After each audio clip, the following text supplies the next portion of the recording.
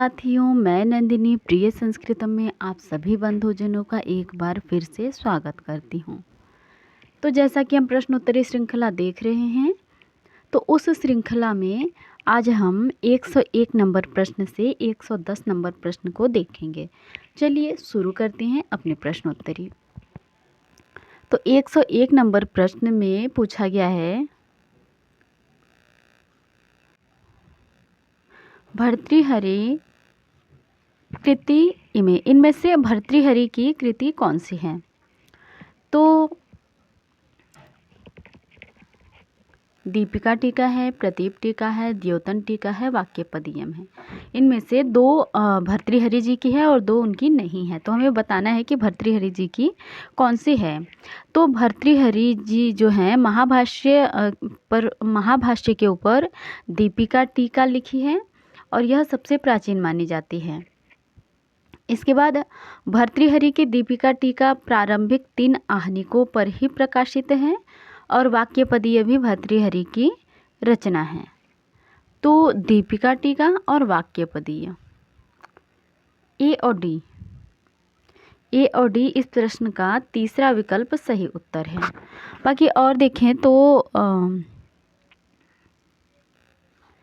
भर्तृहरि जी का वाक्यपदीयम जो है हमारे पाठ्यक्रम में भी लगा हुआ है और उसमें 3 कांड हैं, वाक्यकांड, ब्रह्मकांड और पदकांड। और भर्तृहरि जी का समय जो है 5वीं शताब्दी के मध्य माना जाता है। और ये हमारे बी विकल्प जो है प्रतीप टीका, यह जय्यट पुत्र कैयट का प्रतीप व्याख्यान सर्वातिशयी है। यह पूरे महाभाष्य पर है और दीपिका टीका केवल 3 आहनिकों पर ही है। तो इस तरीके से यहाँ पर भर्तृहरि जी की 2 कृतियाँ हैं, दीपिका और वाक्यपदीयम। चलिए अगले प्रश्न की ओर बढ़ते हैं। अगला प्रश्न है हमारा 102 नंबर। 102 नंबर प्रश्न में पूछा गया है कि पाणिनीय शिक्षानुसारम शंभुमते मताः वर्णाः सन्ति। पाणिनी शिक्षा के अनुसार वर्ण शंभु के मत में कितने हैं? तो पाणिनीकृत पाणिनीय शिक्षा में वर्णों से संबंधित कुछ एक श्लोक है जो इस प्रकार से है,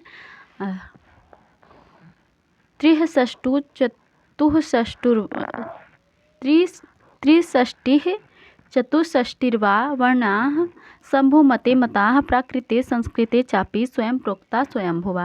अर्थात 63 या 64 वर्ण जो हैं पाणिनी शिक्षा में शंभु के मत में हैं। वो किस प्रकार से हैं? 21 स्वर हैं, 25 स्पर्श हैं,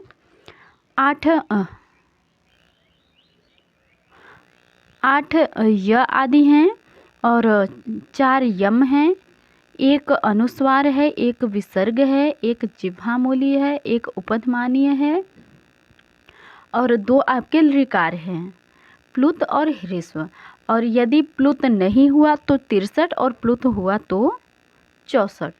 इस तरीके से हमारा 63 और 64 दोनों ही आपका सी और डी, तीसरा विकल्प इस प्रश्न का सही उत्तर हो जाएगा। चलिए अगले प्रश्न की ओर बढ़ते हैं। अगला प्रश्न है हमारा, इस प्रश्न में पूछा गया है कि प्रवीणः इति पदम कयो उदाहरणं वर्तते। प्रवीण जो है किसका उदाहरण है? अर्थ संकोच का, अर्थ परिवर्तन का, अर्थ विस्तार का अथवा अर्थ हानि का। तो इसमें हमारा 2 विकल्प चुनना है हमें। तो चलिए देखते हैं।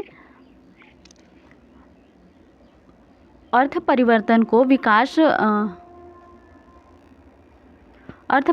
को विकास की दृष्टि, सिद्धांत की दृष्टि से अर्थ विकास भी कहा जाता है।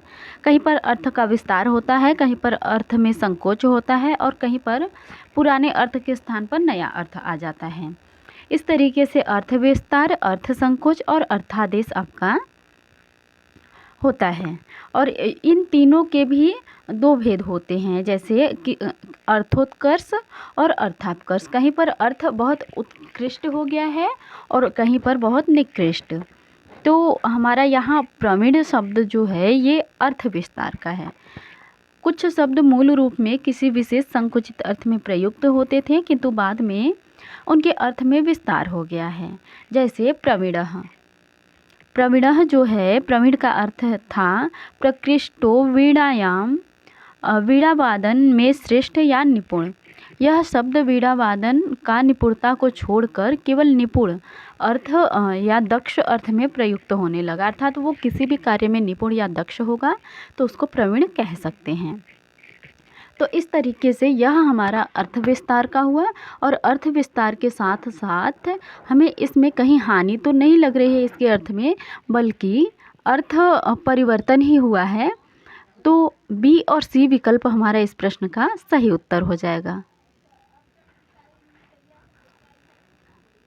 दूसरा विकल्प, हाँ जी। इसके बाद अर्थ संकोच के और भी उदाहरण देख लेते हैं अर्थ विस्तार का। तो आपका जैसे तैल, सबसे पहले तिल का तेल निकाला जाता था, उसके आधार पर तेल नाम पड़ा। अब किसी भी तेल को किसी भी चीज़ का, बादाम का हो, नारियल का हो, सरसों का हो, अर्थात किसी चीज़ का हो, उसको तेल ही कहते हैं। तो विस्तार हो गया है यहाँ पर। और गौशाला, गोष्ठ, जैसे गायों के रहने के स्थान को गौशाला कहते थे। अब उसी में गाय, भैंस, बकरी सब कुछ रखते हैं, तो वहाँ पे विस्तार हो गया, उसको गौशाला ही कहेंगे। उसके बाद अर्थ संकोच, जैसे अर्थ विस्तार के विपरीत कुछ शब्दों के अर्थों में संकोच हुआ। जैसे मृग पशु मात्र के लिए था, लेकिन अब केवल हिरण अर्थ में रह गया है। वारिज, अंबुज, सरसिज, सरोज, पंकज, नीरज, ये सब अर्थ संकोच के उदाहरण हैं। और इसके बाद आपका अर्थादेश के विषय में देखें तो एक अर्थ के स्थान पर दूसरे अर्थ का आ जाना अर्थादेश है। एक को हटाकर दूसरे का आना, जैसे असुर, इसका मूल अर्थ असु धन र देवता था। बाद में सुर का देवता, सुर का उल्टा धन सुर अर्थात राक्षस हो गया। वर मूल अर्थ वर का श्रेष्ठ था, अब केवल दूल्हा रह गया। तो इस तरीके से अर्थ संकोच, अर्थ विस्तार और अर्थादेश होता है। चलिए अगले प्रश्न की ओर बढ़ते हैं। इस प्रश्न का दूसरा विकल्प सही उत्तर है।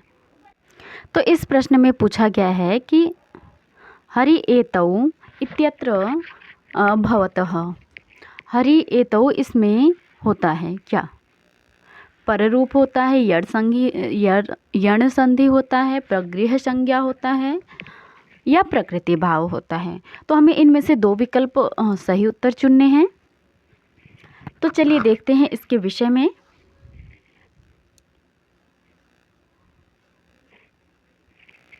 तो यहाँ पर एक सूत्र है प्रगृह संज्ञा करने वाला, इदु ते द्विवचनम प्रगृहम, अर्थात इदंत, उदंत तथा एदंत द्विवचन प्रगृह संज्ञक हो।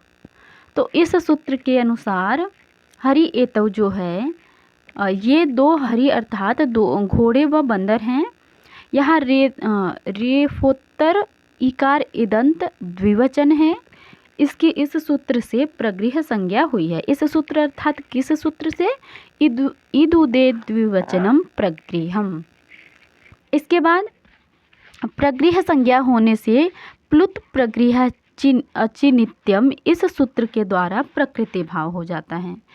अतः एकार अच परे होने पर भी ई को यड़ची से ईकार को यड़ नहीं हुआ, बल्कि ये जिसकी भी प्रगृह संज्ञा होती है उसको प्रकृति भाव प्लुत प्रगृह अचिनित्यम इस सूत्र से हो जाता है। इसी प्रकार विष्णु इमो गंगे अमो। और भी प्रगृह संज्ञा करने वाले उदाहरण कौन कौन से, क्षमा कीजिए, सूत्र कौन कौन से हैं? अधसोमात, ऊत, संबुद्धौ साकल्यस्येतावनार्षे इत्यादि हैं। तो इस तरीके से इस प्रश्न का हमारा सी और डी सही विकल्प हो जाएगा। दूसरा, चलिए अगले प्रश्न की ओर बढ़ते हैं। अगला प्रश्न है हमारा, इस प्रश्न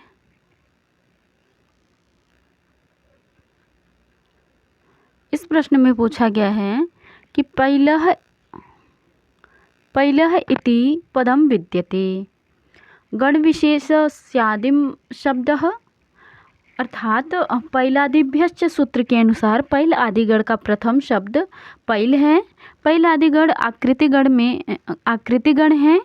इसमें आने वाले शब्दों की संख्या निश्चित नहीं है। इसमें से कुछ प्रसिद्ध शब्द हैं, जैसे पैल चालंकी, सात्यकी, सात्यकामी, दैवी, औदमज्जी, औदवज्री, औदमेधी, औदबुद्धि, दैवस्थानी, पैलंज्ञानी, राणायनी, सह्यक्षिति, भौलिंगी इत्यादि।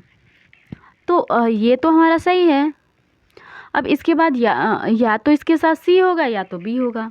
तो पीला या गोत्रापत्यम इसमें कहा गया है कि इस सूत्र के अनुसार गोत्रापत्य अर्थ में अण प्रत्यय होता है। अण प्रत्यय होने के कारण पीला या गोत्रापत्यम इस शब्द में पहला शब्द बनता है। तो यहाँ पर हमारा जो है ए और सी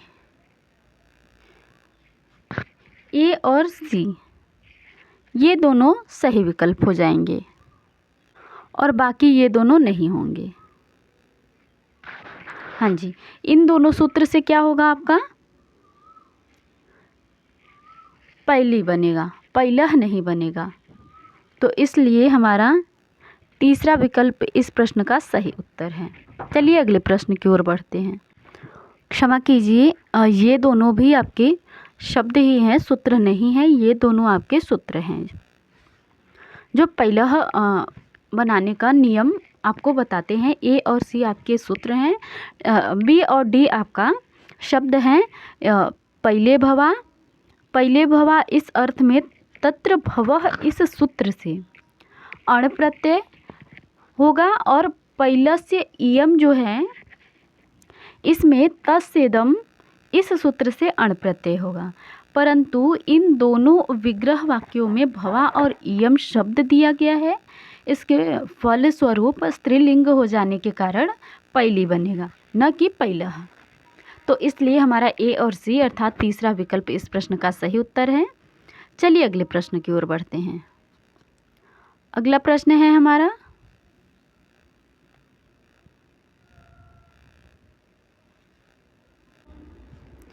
इस प्रश्न में पूछा गया है कि भवभूतिकृतं रचना द्वयम किम अस्ति। महाकवि जो भवभूति हैं उनके द्वारा रचित इसमें से दो कौन सी रचना है? महावीर चरितम, प्रतिज्ञा यौगंधरायण, अभिज्ञान शाकुंतलम, मुद्रा राक्षस, उत्तर रामचरितम, महावीर चरितम, वृक्षकटिकम, महावीर चरितम। इनमें से कौन कौन सा जो है एक ही विकल्प हमें चुनना है। तो बताइए कौन सा महाकवि भवभूति जी की रचना है। तो देखते हैं, महावीर चरितम तो भवभूति जी की है। महावीर चरितम आपकी भवभूति जी की है, जिसमें 7 अंक हैं। तो ये तो हो जाएगा। उसके बाद प्रतिज्ञा यौगंधरायण जो है ये भास जी की रचना है, जिसमें 4 अंक हैं। तो ये तो गलत हो जाएगा। इसके बाद जो हमारा उत्तर रामचरितम और महावीर चरितम है। उत्तर रामचरितम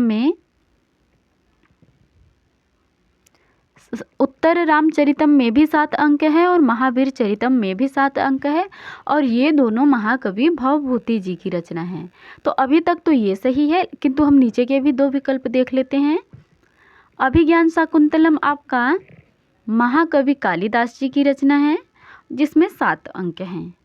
और मुद्रा राक्षस की बात करें तो ये आपका विशाख दत्त द्वारा रचित है और इसमें भी 7 ही अंक हैं। तो ये भी गलत हो जाएगा। और वृक्षकटिकम भवभूति जी की 10 अंकों का प्रकरण ग्रंथ है। महावीर चरितम आप जानते ही हैं, महाकवि क्षमा कीजिए वृक्षकटिकम शूद्रक का है और महावीर चरितम भवभूति जी का। तो इस तरीके से हमारा दूसरा विकल्प इस प्रश्न का सही उत्तर है। चलिए अगले प्रश्न की ओर बढ़ते हैं। अगला प्रश्न है हमारा, रामायण आश्रितम रचना द्वयम किमस्ति। रामायण को आश्रित मानकर इनमें से कौन सी 2 रचनाएं करी गई है। चलिए देखते हैं। तो देखते हैं, मालविकाग्निमित्रम जो है सबसे पहला हमारा विकल्प है। पहले विकल्प की पहली रचना जो है मालविकाग्निमित्रम यह कालिदास की रचना है जिसमें 5 अंक है। यह ऐतिहासिक नाटक है जिसमें शुंगवंशी राजा अग्निमित्र तथा विदर्भ राजकुमारी मालविका के विवाह की कथा का वर्णन है। इसका नायक अग्निमित्र और नायिका मालविका हैं। तो इस तरीके से ये तो आपका नहीं होगा रामायण मूलक, तो हमारा पहला विकल्प तो गलत हो जाएगा वैसे भी। और रत्नावली जो है, रत्नावली आपकी उदयन कथा मूलक रचना है। और फिर दूसरा विकल्प देखें तो उसमें उत्तर रामचरितम और महावीर चरितम है। उत्तर रामचरितम के विषय में देखें, इसके विषय में देखें तो यह भवभूति के रूपकों में सबसे श्रेष्ठ है। कवित्व तथा नाट्य कौशल दोनों का प्रकर्ष इसमें प्रकट किया गया है। पूरे नाटक में राम का चरित्र शील, सत्य और शक्ति का उत्स बनकर प्रकाशित हुआ है। रामायण के उत्तरकांड के सीता निर्वासन के कथानक पर यह आश्रित है। यह 7 अंकों का नाटक है। राम लोकाराधन के लिए स्नेह, दया, सुख की मूर्ति अपनी प्रियतमा सीता का परित्याग कर देते हैं। राम का जीवन एकमात्र करुण रस के फलक पर विभिन्न रसों के चित्र अंकित करता है। एको रसः करुण एव निमित्त भेदात। और यही नाटक का प्रधान रस भी है। हालांकि नाटक में श्रृंगार या वीर रस होना चाहिए, किंतु यहाँ पर करुण रस है, यह एक अपवाद रूप में है। इसके बाद महावीर चरितम के विषय में देखें तो यह भी भवभूति जी की रचना है। यह रामायण के 6 कांडों पर बालकांड से युद्धकांड तक आश्रित राम कथा का सार अंकों में प्रदर्शन करने वाला नाटक है।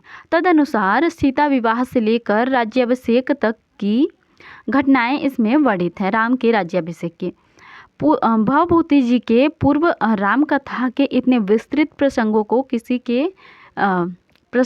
किसी के रूप में प्रस्तुत नहीं किया था किसी और ने। अतः 7 अंकों में राम कथा की घटनाएं कसी हुई हैं।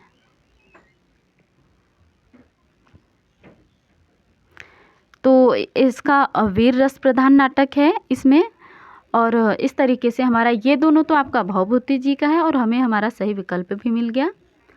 बाकी हम अन्य भी जो हैं प्रतिमा नाटक ये देख लेते हैं। ये भी रामायण मूलक है, किंतु वेणी संहार ये आपका महाभारत मूलक है, तो ये भी नहीं होगा, ये भी नहीं होगा। मालविकाग्निमित्रम है आपका अभी हम बताए हैं।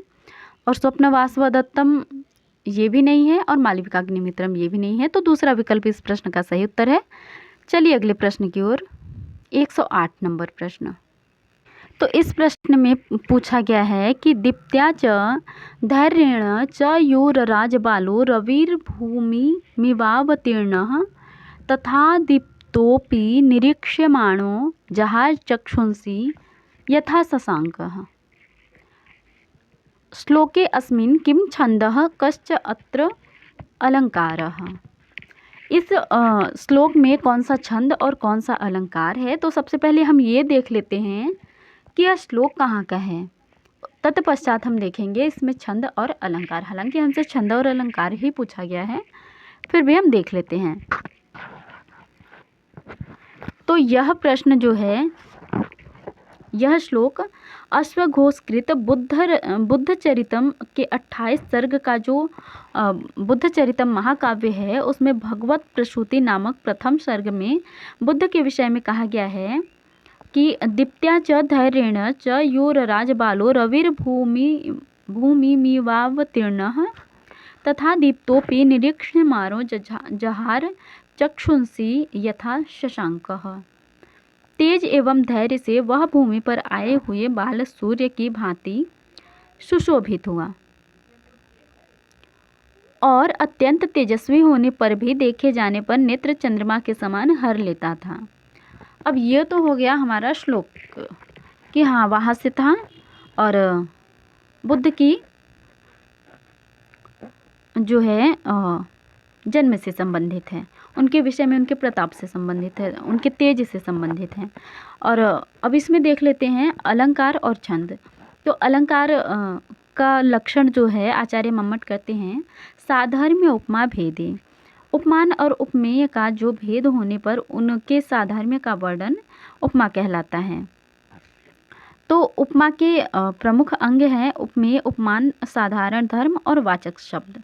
ये 4 उपमा के अंग होते हैं। तो इस श्लोक में कौन सा अलंकार है, अर्थात उपमा भी है तो किस तरीके से है, देखते हैं। जैसे इसमें दिया गया है, दीप्त्या च धैर्येण च योरराज बालो रविर्भूमि मिवावतीर्णः। उपर्युक्त ये जो दिया गया है पंक्ति, इसमें बुद्ध उपमेय है, बाल सूर्य उपमान है, तेज साधारण धर्म है, इव उपमावाचक शब्द है। अतः इस प्रकार से इसमें उपमा अलंकार है। तो अलंकार तो हमें मिल गया कि हमारा उपमा अलंकार है। अब यदि उपमा अलंकार है तो हमें हमारा सही विकल्प भी मिल गया, क्योंकि एक में ही उपमा अलंकार है। अब छंद उपजाति है, तो उपजाति छंद के प्रत्येक चरण में 11 वर्ण होते हैं। इस प्रकार चारों चरणों में कुल 44 वर्ण होते हैं। उपजाति छंद का लक्षण अनंतरोदी रित लक्ष्म भाजौ यदि उपजातयस्तः, इस तरीके से है। तो यहाँ पर उपजाति छंद और उपमा अलंकार है। चलिए अगले प्रश्न की ओर बढ़ते हैं। अगला प्रश्न है हमारा 109। तो इस प्रश्न में 109 नंबर का जो प्रश्न है, इसमें पूछा गया है कि नाट्य शास्त्रानुसारम रसानाम वर्णाः सन्ति। नाट्य शास्त्र के अनुसार रसों के वर्ण कौन कौन से सही हैं। 4 विकल्प दिए गए हैं और हमें 2 ही चुनना है। तो ये 2 कौन कौन से सही हैं, सही विकल्प हमें चुनना है। तो रस सूत्र के प्रथम प्रवर्तक आचार्य भरत मुनि प्रणीत ग्रंथ नाट्यशास्त्र है, जिसके 6ठे अध्याय में रसों की चर्चा की गई है और वहाँ पर रसों के स्थायी भाव, रसों के स्थायी भाव, वर्ण, देवता इत्यादि का भी वर्णन है। तो हम देखते हैं क्रमशः, पहले अपने प्रश्न के अनुसार देखेंगे, तत्पश्चात 8 रसों के स्थायी भाव, वर्ण और देवता भी देखेंगे। तो सबसे पहले ए विकल्प जो है हमारा, इसमें दिया हुआ है श्रृंगार रस का जो है वर्ण इन्होंने श्याम बताया है और हास्य का कपोत बताया है। तो हास्य का तो कपोत होगा नहीं, तो इसलिए हमारा ये जो है गलत हो जाएगा। पहला विकल्प हमारा गलत हो जाएगा ए। दूसरा क्या है, हास्य को शीत कहा है, श्रृंगार को श्याम कहा है, अर्थात हास्य का शीत